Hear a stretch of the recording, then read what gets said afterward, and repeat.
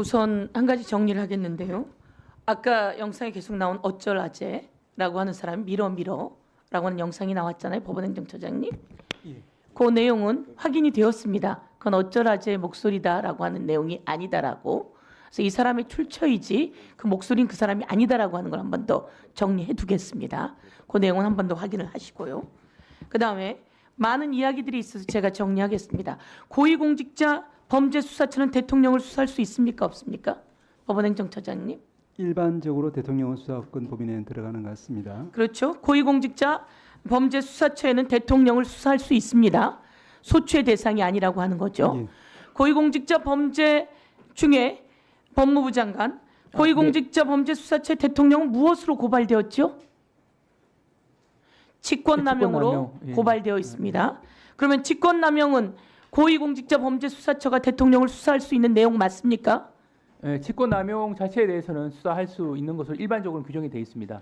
고위공직자 범죄수사처의 예. 수사 범위에는 직권남용이 있지요. 있습니다. 네네. 윤석열 대통령의 직권남용 수사할 수 있지요. 다만 대통령에 대한 직권남용은 또 여러 가지 이론이 있을 수 있어서 그 부분은 단정지어서 말씀드리긴 아니, 하겠습니다만 고위공직자 범죄수사처에서 대통령 수사할 수 있어요, 없어요? 예, 대상자에는 포함이 돼 있죠. 포함돼요. 대상 범죄도 거기에 직권남용 돼 있죠. 예. 그렇죠. 그리고 직권남용도 들어 있어요. 예, 그리고 그걸로 고발이 되었어요. 네네, 직권남용으로 수사를 하고 있어요. 네네. 그런 중에 고위공직자 범죄수사처의 라목에는 어떻게 되어 있나요? 뭐지 직접 관련성이 있는 범죄 수사할 수 있다.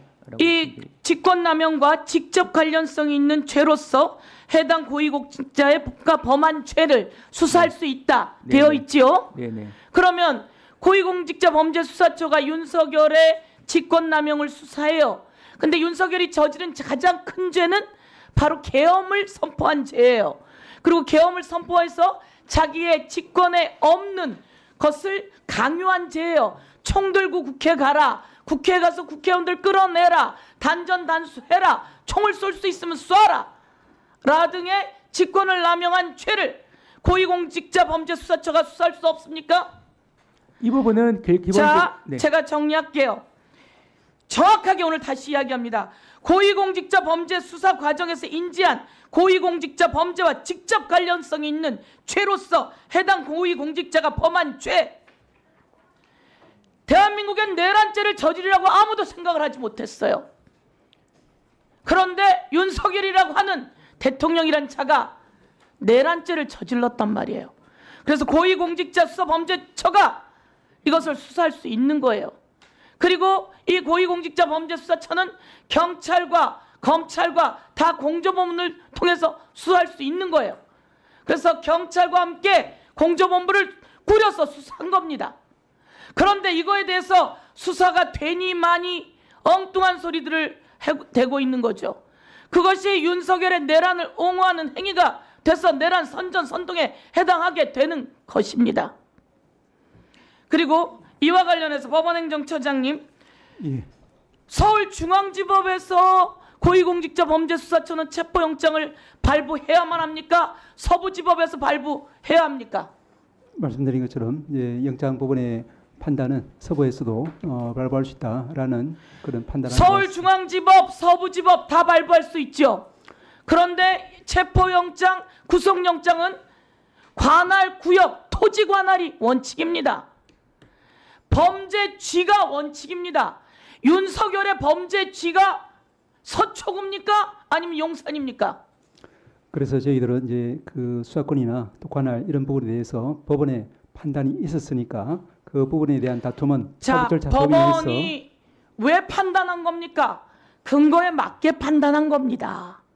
법원은 관할지가 토지 관할이 우선이고 범죄지가 있는 용산 그리고 관저를 중심으로 체포영장을 공수처는 낸 것이고 거기에 법원이 이것이 적법하다고 한 겁니다. 구속영장을 낸 것이고 법원이 적법하다고 한 것입니다. 이것을 다 아는 윤석열과 윤석열의 변호인들이 엉뚱한 소리를 하고 있으면서 국민을 혼란시키고 선전선동, 가짜 선전선동을 하고 있는 것이다. 이렇게 제가 정리하겠습니다. 법무부 차관, 네. 윤석열을 체포해서 보니까 윤석열이 체포하기 전에 경호처 차장 김성훈에게 이런 걸 물었다고 합니다. 20일 날 윤석열과 경호처 부장들이 오찬을 했대요. 그 자리에서 국민 여러분 엄청난 이야기입니다. 체포 전에 윤석열이 총을 쏠 수 없나? 이렇게 물었답니다.